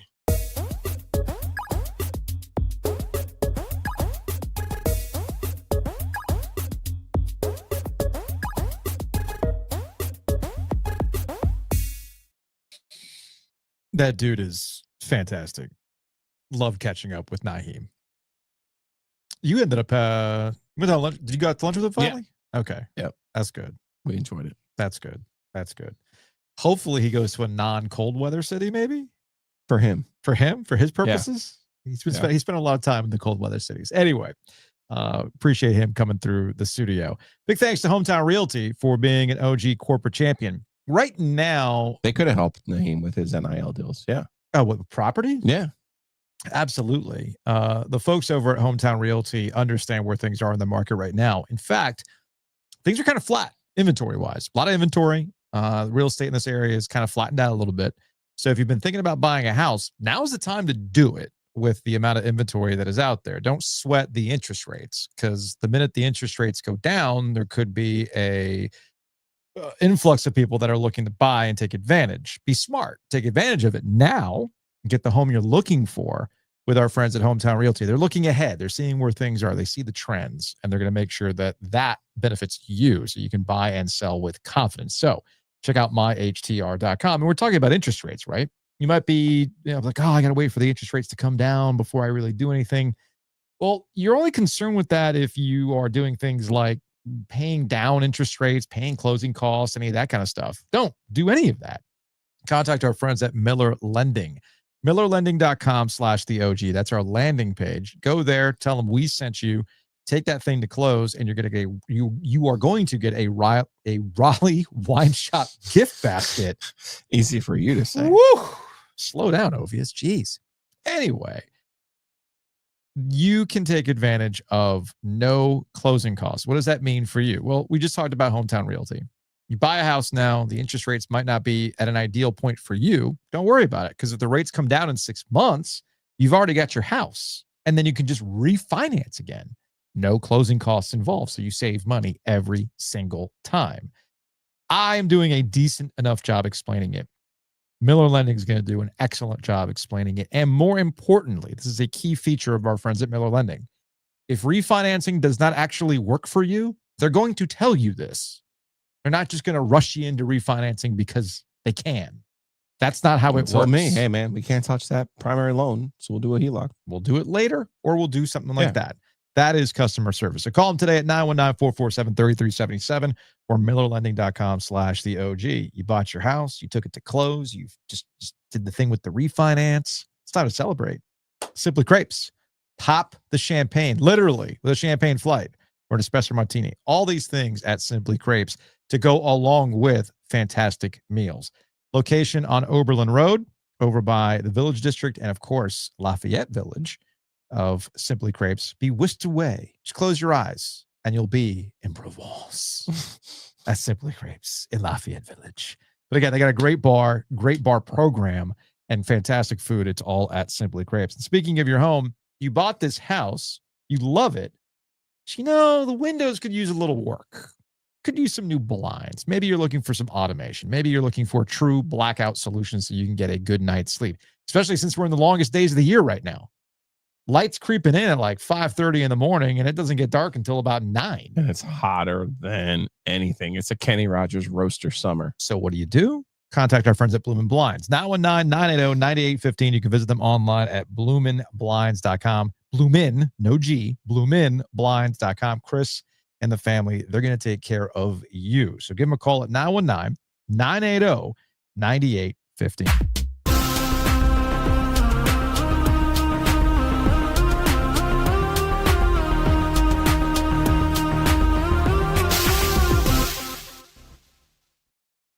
Yes, it's time for one of my favorite segments. Jillia sends me a bunch of things through social media. I don't watch any of them.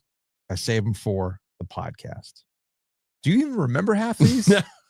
You're about to play one where I'm like, all right, this is a Cooper Flagg one. Okay, what do we got here? Hold on a second. Hold on. Let me pause because I'm not getting any sound. I don't want to log in.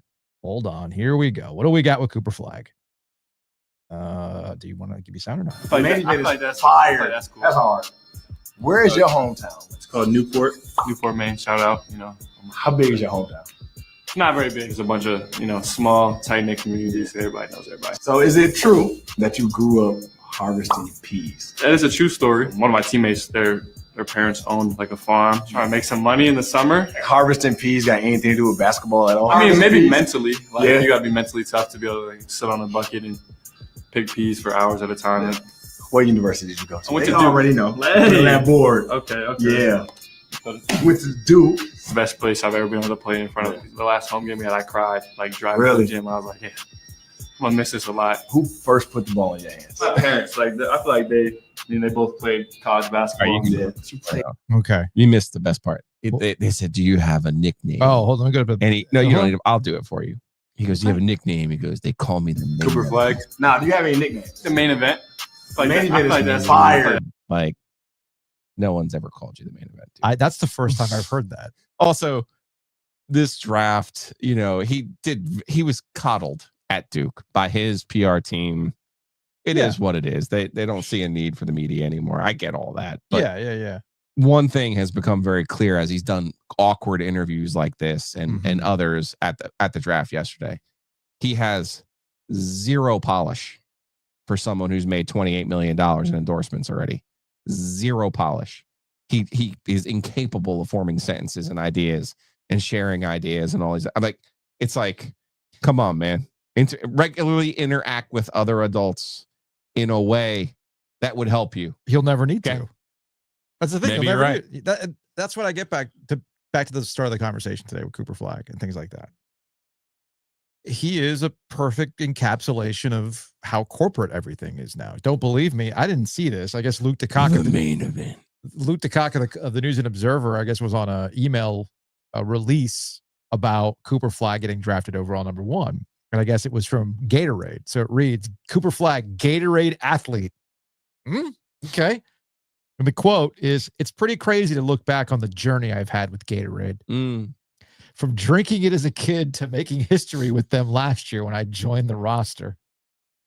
There are so many athletes I look up to who have been part of this legacy, and I'm excited for some sort of written release. Not even, that's what I'm getting at. It's just funny. He has no reps. They never gave him any reps with the media. It's just unfortunate the ACC did not give Cooper Flagg strong enough competition during the regular season. Otherwise, Gatorade would have been able to close out against Prime. You know what I'm saying? Sorry, I'm getting who did you play for?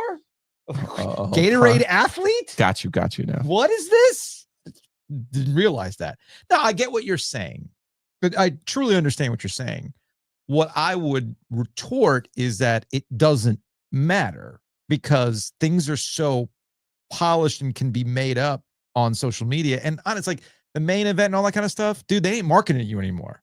That's the great liberating thing that I realized many, many years ago when I would get immersed into demographics and whatnot of who reads what, who's getting marketed to, all that kind of stuff.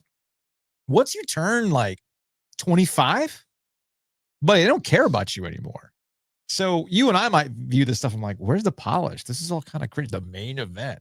Some 19-year-old or some 18-year-old who they're clearly marketing to is going to be like, yeah, man, that's fire.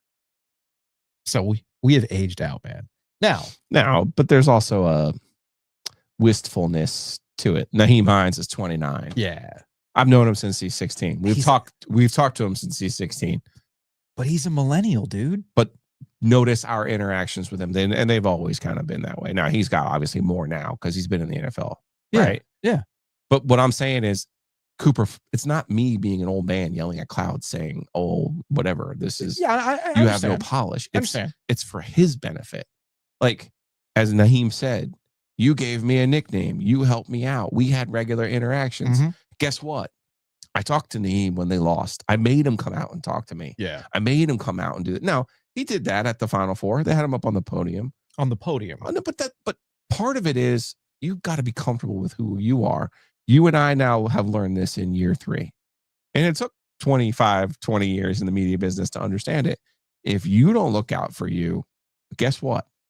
The second those checks stop cashing, Gatorade doesn't give 2 fucks about you. Yeah. Why New Balance cares about you after you wore a bunch of Nike shit this year, I still don't know. Yeah, but that's on you. I understand. But what I'm getting at is I'm looking at it from the lens of Nyheim. It's a great juxtaposition.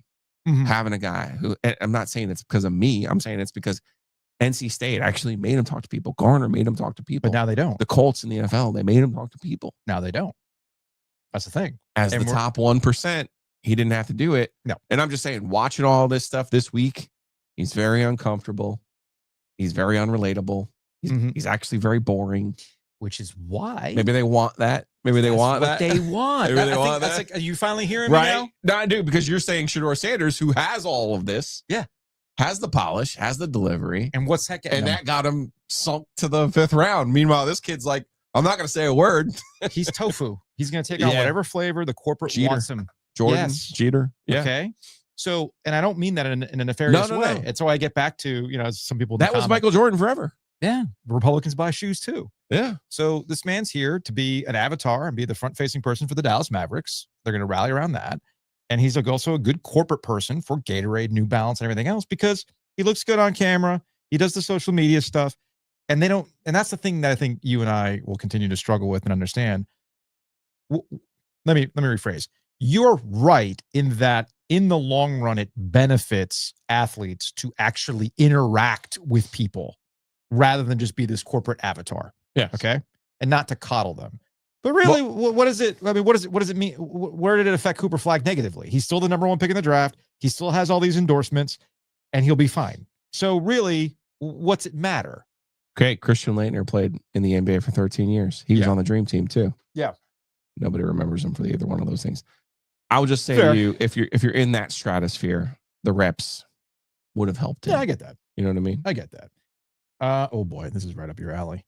Betting $100 that the gambling addiction hotline operator is the best part is the number of people at James's friends are the ones who sent me this. They're like, oh, you need to play this one. Hold on.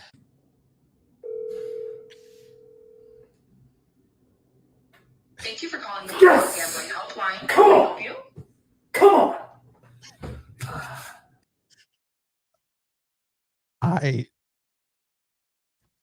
Okay. I've also seen a version where they bet on the number of rings. Over under 2.5 before they seek help. Seek help. I mean, technically they are. No, they're not. No, they're not. No, they're not. What's next? Do James and his buddies want to come over to the house to watch me play Mario Kart Tour and see how far bet on your time? Are they going to bet on my knockout tour rankings? Like, oh yeah, there's no way Ovius is going to finish in the top 4 on this one. They can put money on the table.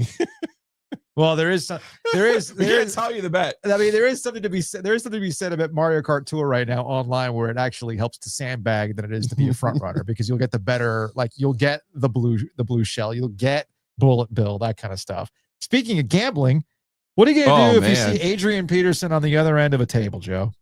I'm going to keep my mouth shut. So somebody gets into a fight with Adrian. Well, first and foremost, whose bright idea is it to step to Adrian Peterson? Whose bright idea is that? My only explanation must be they don't know who it is. That has to be the case, because if I saw it was Adrian Peterson on the other end of this, I'd just walk away. Yeah, they're playing poker, and now look, they're just this is extended. I'm actually surprised that Adrian. Oh, he landed a punch there. Okay, Ooh, all right, interesting. All right, this guy actually stood his ground on Adrian Peterson, but Adrian Peterson is not letting up. Oh yeah, there it is. There we go. Adrian Peterson can take a hit. But also, like, I'm not trying to be an asshole about child abuse, but like this is a guy who beat his own kid. Like this is not someone you pick a fight with. On that note, I've had several people send this to us. Oh, this is amazing. I thought it was fake. This is Old Row Pirates. I guess it's one of those Old Row affiliate websites. And this is clearly a commercial that ran. This is so good. This is a real thing. This is a commercial that ran, I'm guessing, on WITN back in the day. Gotta be. For what is this? Is this Mike Steele? I have not. The old ECU coach? I have not. I watched it. It's hysterical. I'm pretty sure this is okay. I think it's Mike Steele. All right, here we go. I'm Dean Smith, Jim Valvano, Mike Steele, the head coach of the best college basketball team in the country, in the state, in Greenville. At East Carolina this year, the Pirate team will be tall, experienced, exciting. So be a part of East Carolina basketball and buy your season tickets today. I guarantee we'll beat somebody. Is this 1987 or is it 2025? Because that's still applicable. We'll beat somebody. No. I love the VHS. I love they put him in the suit. Like, oh my God. It's obviously some parody of a SNL skit that was going on at the time. And they thought it was like, this, I mean, the balls though, to put that one out. Like, I mean, hey, we suck, but hey, I mean, you remember the commercial. It's clearly the commercial you're going to remember. Amazing. Yeah. I think he is now like an insurance guy in Greenville. I think he's still living in Greenville, if I'm not mistaken. That's fair. But that is a real commercial. Hey, we should probably the do drunk like wolf. That. We should. We actually should do a commercial just like that. It's got to have the VHS tracking though. Oh, okay. Else I sent you. We got Post Malone and Jelly Roll. Your Hold favorite. on a second. And ice cold beer for you in Miami, baby. Cheers, Miami, the Jelly fucking Roll!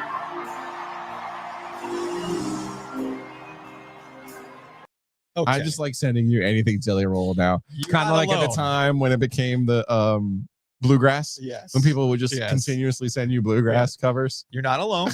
I've had a lot of people sending me Jelly Roll content through Instagram, which is fine. I want to clear a couple things up on this.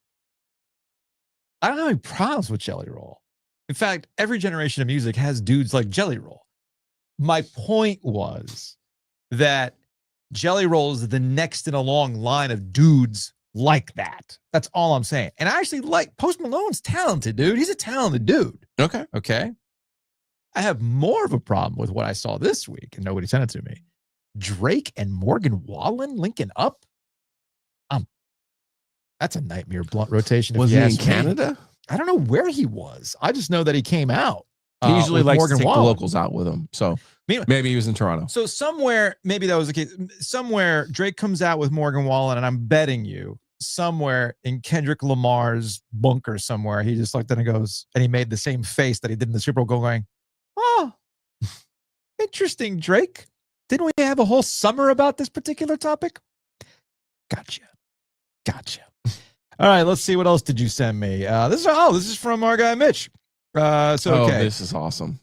Big thanks to Mitch and Mia. They do the women's basketball podcast. Always great topics on there. Great time to be doing it because the Caitlin Clark like fandom weirdo thing has been blowing up this summer, and they're handling it very, very well. All right. So Mitch says this certainly would have impacted how things went for UNC women's basketball in the 2010s. The important part here is listen to the beginning. So Sue Bird's podcast with Brianna Stewart. Okay, let's see what we got here. So I loved North Carolina. Oh. when I was a kid, I didn't know if I this. could have committed in 8th grade to North Carolina, I would have gone to North Carolina. Wow. I Is that wrote a like- letter. I wrote a letter to Sylvia Hatchell. Really? I was obsessed. I don't know if it was the colors or what, but I had like jerseys and everything. Man, I gotta get And when that I was letter. younger, I actually went on a visit because I wrote the letter. She let me come on a visit. What did the letter say? I don't know, just that I hope that I can play for her one day or whatever. Okay. It's the shorts, man. It was the shorts. The It's color. always the shorts. color. It's always the shorts. And I'm like, Brianna Stewart, how did it end for her? 4 Pretty good. consecutive NCAA titles at UConn. 4 years in a row, she was the most outstanding player in the Final Four. All right, you sent me something. Yeah, not bad. From Danny Green. I think it's All the Smoke. Danny Green shares memories from his college career at UNC. Ooh, okay. Okay. Why does it do this all the time? All right. North Carolina and what it meant to put that uniform on, and you guys are one of the teams that got to raise a banner. Just to be accepted to go to school there was a big deal for me because I watched, Vince and Stack and all those guys when I was a kid. Obviously, Mike, Sheed, just to wear that uniform, the pride that they, carried them. You noticing a trend here? Back to the conversation we started the podcast with? Uniform, pride. Yeah. NBA. How'd we get me there? How'd you? Hey, man. He just named family. them. He just named You them. just name these guys who are playing the pros. That actually helps you get you to want to be a part of that and the UNC family and all that kind of stuff. So yes, to tie this back to the start of today's podcast, the lack of NBA output absolutely matters with how people view North Carolina, how things used to be versus how things are right now. That way, I was always muting. To do the same to beat the Dukes and have the rivalries and make those guys proud and see them in the stands when we're at the Final Four. So it's a real moment, man. And so college, I feel like I'm gonna say it's hard to say it's a lot harder, but I think it's hard to win a national. Like it's really, really hard to win a national title because it takes a lot of luck. It's one game elimination. The NBA, you still have to be healthy. You can beat it. You have to be really good and healthy and beat a team 4 times, and it is very tough. It's probably the hardest thing. But college, I feel like it's a lot of lottery ticket type of. I know why you. That's why I sent it to you because he said it was luck. You had to be lucky to win. Bracket luck is real. Yeah. Bracket luck is real. All right. This is Bill Belichick content? What do we got here? Oh, scroll down and I can tell you. Patriots had the perfect game plan against Sean McVay in the Super Bowl. So this is one where I think Carolina missed what this summer and offseason should have been about. Okay. This summer and offseason for Carolina football should have been about a million clips like this. Oh, just like the brilliance of telling Belichick? you how smart Bill Belichick is in all of the different instances that he was great. Okay. Oh, and this is the Bielema, right? Yeah, it's Brett Bielema. Every day I'd never heard before. Here we go. Really? He is truly one of the most brilliant football minds I've ever been around. We were watching the Bears, right? And we're getting ready to play in Soldier Field. And I'd played in Soldier Field when I was at Wisco. We played Northern Illinois a couple times. But we were going to play a noon game, right? And he's showing film and he's talking about, well, the sun's in his eyes here, and he's saying all these things. I grew up on a farm. Like I took care of animals when they were hot, and I knew about the sun and the heat of the sun. And so finally, at the end of the day, I said, how do you know where the sun is, right? Yeah. And he goes, oh, by their shadows. The shadow's short behind him versus long in front of him. I'm like, holy shit! He takes shadows, and then we talked, and then sure enough, we kicked into the sun.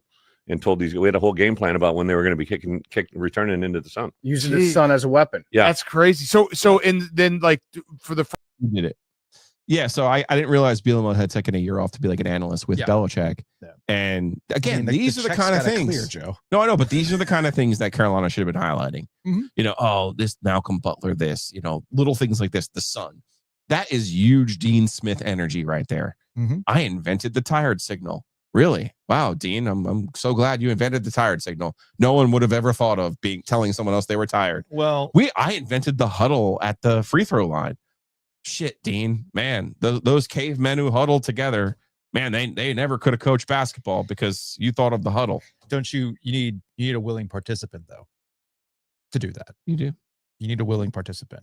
And I can tell you definitively that even when North Carolina was trying to do this with Bill Belichick, no, he was a pain in the ass to do. Agree. And then but on this top of is that, what the offseason should have been. Now, to your point, the guy at Boston College telling stories about scouting whoever. I mean, that's all this should have been this whole year. A couple of things about that. I don't disagree with you. I think the issue is that Carolina was probably looking at this from the perspective that Bill Belichick was going to do it for them. No, Bill Belichick hates talking about himself. He hates doing interviews. Like, we got ACC kickoff coming up in a couple of weeks. I'll be really curious to see if he actually shows up for the Radio Row aspect of it.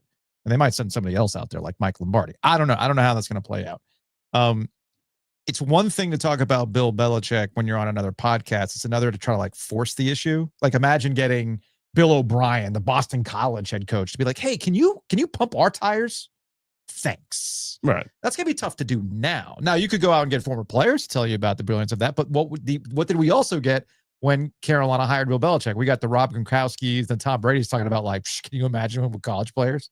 Like that kind of stuff. So I get what you're saying, but I'd be really curious to see how Carolina would have been able to thread that needle to promote him, because that's a little tougher to do, in my opinion.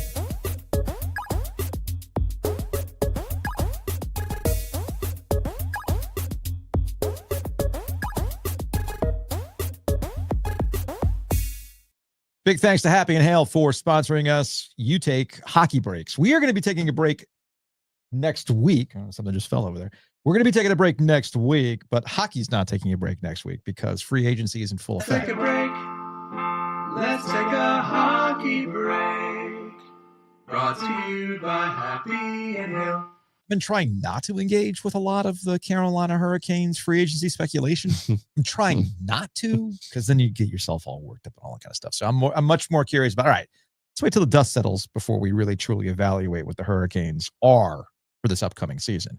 In the meantime, download the app, use our promo code OG25, order online, have it ready for you to pick up, and save 25% off that order when you use our promo code with the app. Again, that's OG25. Big thanks to Mosquito Authority and Pest Authority. Check them out online at bugsbite.com.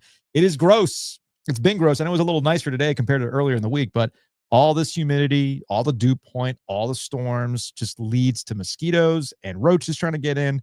Handle it with our friends at Mosquito Authority and Pest Authority. That's bugsbite.com. Big thanks to our friends at Roback.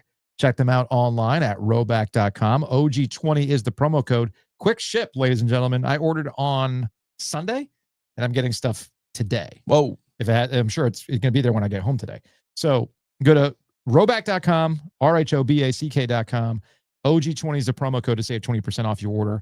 Incredible, comfortable shorts, great polos, and stuff for the woman in your life. Just saying. It's not all about us sometimes. It's about them too. And take advantage by saving 20% with OG20. Speaking of saving, it's the OG summer of savings, and the man who's going to save you the most amount of money is our guy, Matt Davis, at State Farm. InsureGarner.com, 919-779-8277. Start the conversation. See how much money you could be saving on your home and auto. And don't forget, the customer service is fantastic. You might have a dumb question like me, like, oh, crap, I forgot to do this one thing before my kid's road test. What should I do? Matt's going to answer that question for you. So hit them up, InsureGarner.com, 919-779-8277, InsureGarner.com.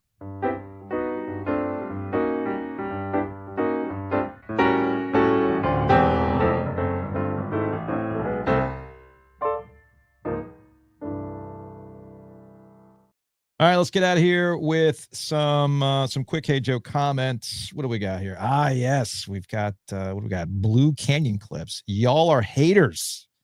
The all hater edition. Cooper Flagg, not athletic. LeBron James said he was. Oh, well, of course. Kendrick Perkins also said that if LeBron James and Kevin Garnett had a baby, it would be Cooper Flagg. Is that where we were with that? Interesting take. You old folks that never played anything have the worst takes this year. Do better. Thanks, Blue. You're my boy. You're my boy, Blue. Jerry, ECU coach bit was taken from The Simpsons when Mo was on the lie detector. Either way, that's inspired. That's good stuff. That is absolutely good stuff. Let's see. One more. What else we got here? It's from Blind Lemon Jello. Our guy. With my Honda take. Damn it, Joe. Have you forgotten about the NSX?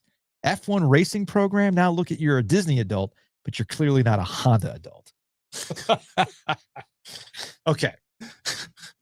To be fair, there's a distinction between an Acura and a Honda. Oh. I know this because when I was looking, I know the Acura is the luxury badge for a Honda in the same way that Lexus is the luxury badge for a Toyota. Mm-hmm. Infiniti, I believe, is the luxury badge for Nissan, if I'm not mistaken.